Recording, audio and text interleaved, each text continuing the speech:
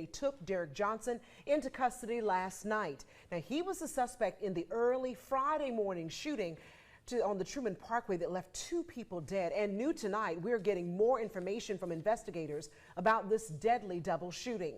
WTOC's Flynn Snyder is live outside of Savannah Police Headquarters on Abercorn Street. Flynn, what are you learning? Well, Dawn, police say that Johnson knew people in St. Petersburg and are calling the search for him complex. Investigators are describing this case as a senseless murder of 2 innocent people. 48-year-old Philip Mock and 19-year-old Shalia Collins are the victims in what police are describing as a tragic shooting. Just after midnight Friday, investigators say they were called to the Truman Parkway between Henry and Wheaton Streets for reports of an auto incident. When they arrived, Savannah police officers found Mock shot dead, with Collins' body later being found in a marshy area below the roadway. Following an investigation, Savannah Police Captain Alex Tobar says the department obtained murder warrants for Derek Johnson, who had left the Savannah area. It took hours. This was a puzzle that was scattered in a million pieces, and what the homicide unit was able to do is piece this together. Nearly 2 days after the shooting and more than 300 miles away, police in St. Petersburg, Florida took Johnson into custody and charged him with 2 counts of homicide. We believe he had connections there, and he ended up getting there. Tobar says there is a connection between Johnson and Collins, but that the 2 victims did not know each other. While he would not go into detail about what happened, Tobar said that Mock stopped to try and help just before the shooting took place. Mr. Mock was he had stopped, and what he was trying to do, he was basically a good Samaritan. It was a very tragic case because of that as well. So, tragic loss, senseless murder of 2 people, 2 innocent people.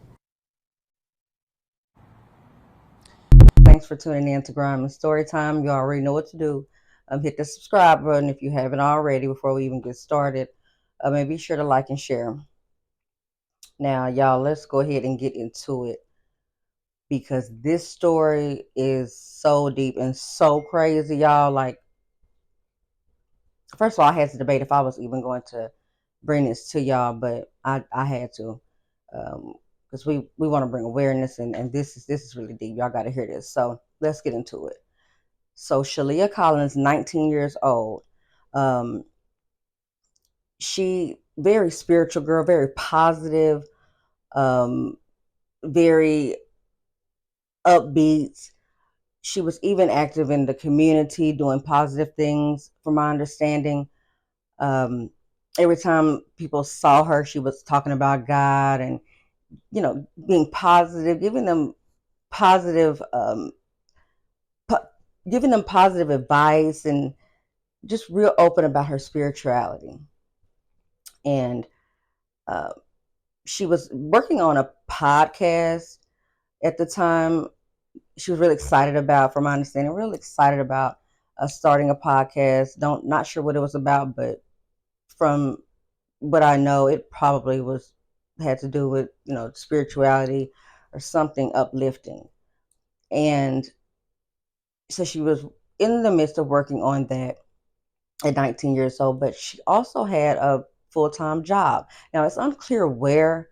I did some digging. I was trying to find out, y'all, but I did not find the name of the place. I'm not sure why it wasn't released, maybe for whatever reasons, of where she actually was working at the time, but that's aside.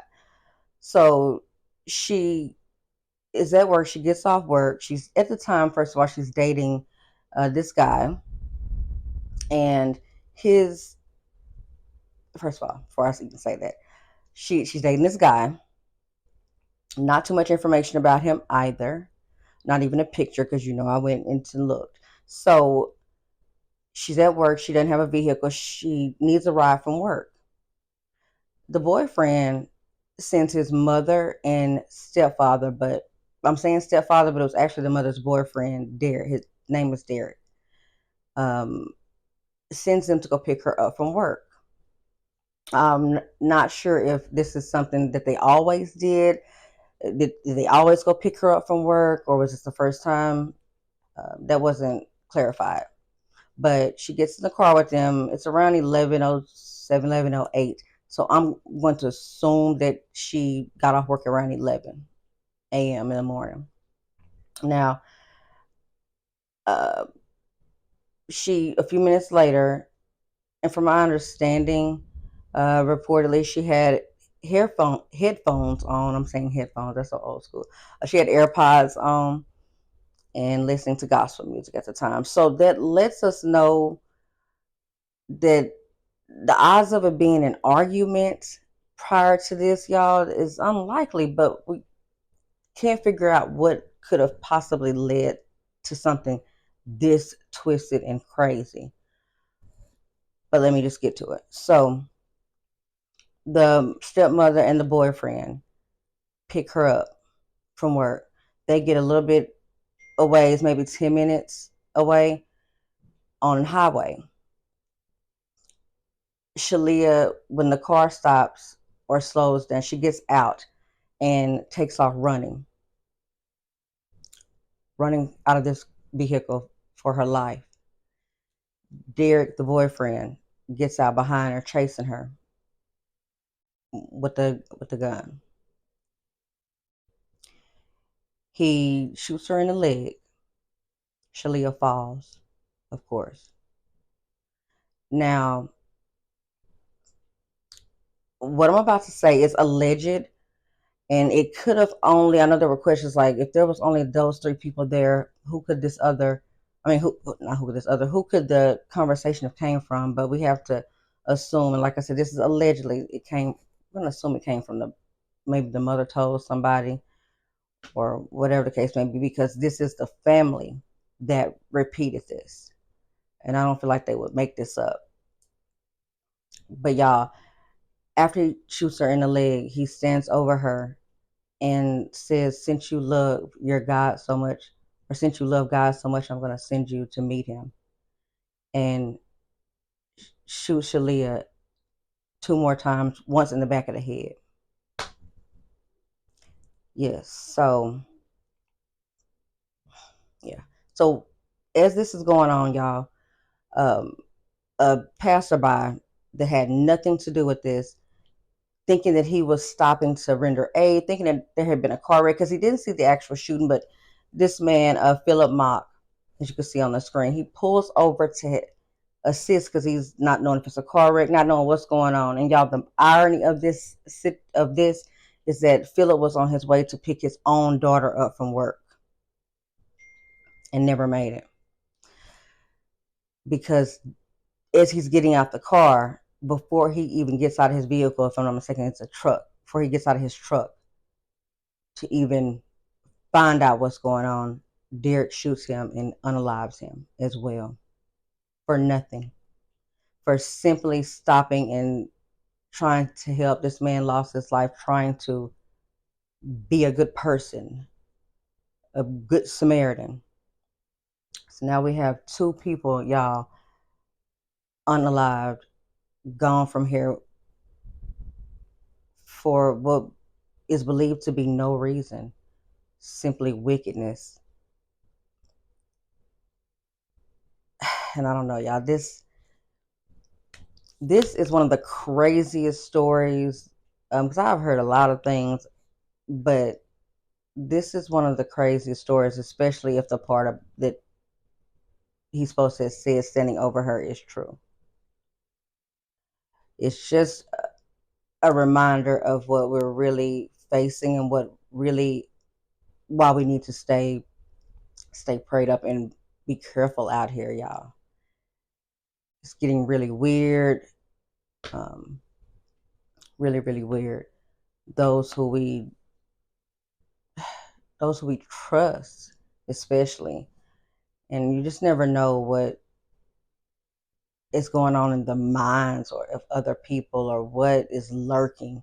So y'all be careful out here. I want to know what y'all think of why this could have happened. Let me know in the comments. Because this is just crazy, and I'm definitely going to keep y'all updated, because I have to keep tabs on this. I am staying in tune with this story, following any updates, and anything I find out, I'm gonna let y'all know as this story continues to unfold. because of course, they caught Derek, they caught the boyfriend.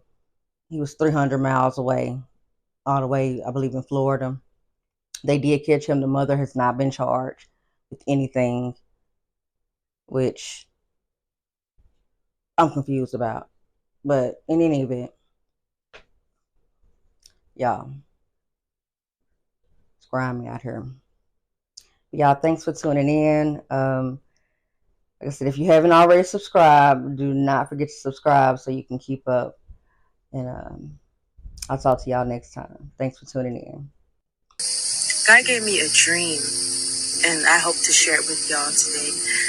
So I had my book bag on my back, and I was going on a journey, and it was Jesus in front of me.